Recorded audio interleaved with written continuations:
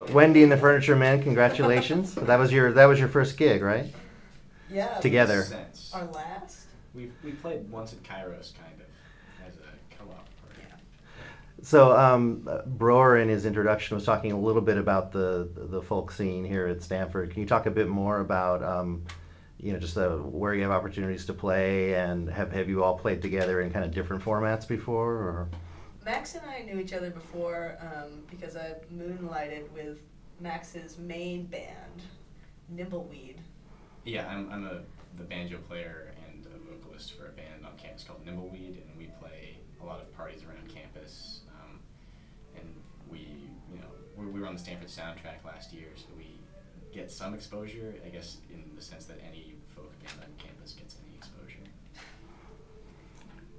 Yeah, I've played with Broer since we were actually 16, even before coming here. So Broer and I go way back, and he has a lot of friends on the folk scene, and so he put us together. So he was Broer was charged with curating this show, and I'm just curious what kind of what kind of things he said to you in terms of either what he was looking for, or did he just say have a good time, or he's not here right now, so you can say anything you want. He was actually fairly specific about what he wanted. Mm-hmm. Go ahead. What was that? Well, he wanted originals from each of us as a way of sort of exemplifying where the Stanford folk songwriting scene is right now.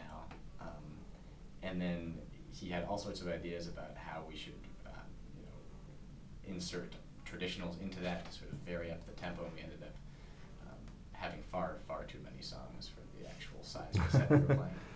Pared it down to what you saw. But I don't know if other people have other like terrifying stories of like throwing chairs at us, and shooting up in the back. Yeah, we're thinking of the nightmare manager stories here. Exactly, You know. How did you settle on the Mississippi John Hurt song for your one non-original, your one cover? That's a song that that I like a lot, and I've always thought it was a really pretty song, and so I played it for Jane and Max, and I think we all agreed that we really liked it. It really shows off Jane's vocals. And we want to get the finger picking in there too. And I wanted to be in the background. Yeah.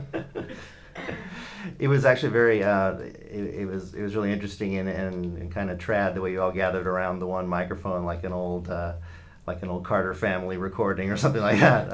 I'm curious if that was part of your aesthetic in general, or just go ahead. Yeah. Broer was the mastermind there. His new toy is the multi-directional microphone, and so if we were to play together in the future, I think he would have us around one of those. It's really clean. Well, the feeling in the room was certainly good. Do you think you do feel like continuing on and getting some more gigs here? And you're going to be on our YouTube channel, so you can shill for one if you like. We have to set one up before we can really shill. We can just name a random time or place. Yeah. I think we're all always ready to play. Yeah. So like when opportunities come, we'll play. Well, I think the audience it sounded like the audience really got into it tonight, and it sounded like, Broer mentioned his affinity for both classical music and folk, and it seemed like the audience was there with that too. I'm curious, do you have an interest in classical or other art forms as well? Or? Yeah, well, so I was trained as a classical violinist, and then I sort of moved more into folk and blues and bluegrass, and I like a lot of different music. Those are the ones that I've played. But I was actually originally trained as a classical pianist and classical harpsichordist, like a Baroque harpsichordist. Really? So I started banjo in college. I haven't really played keyboards since high school, but Bach is still my main man. And I hope nobody noticed, but I can't actually play any instrument. Well, you sang very nicely. There you go. Well, thanks a lot for taking a few minutes here.